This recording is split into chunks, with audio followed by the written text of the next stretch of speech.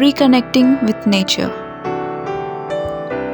There is some sort of craving to be accepted by others, and more so with the technology, we are seeking acceptance.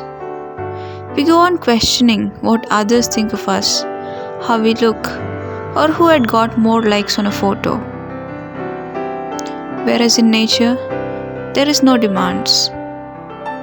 Nature just accepts you for who you are. Everything is so perfect in nature. Everything is so unique. And if we can look at people in that way, the way they have grown or the way they are, there won't be any pressure. Because nature is honest. Spending time in nature makes you feel nurtured. It makes you feel wanted. But it's something we have forgotten. We have this natural connection with nature that we can't just get rid of. We need to reconnect with something we have lost.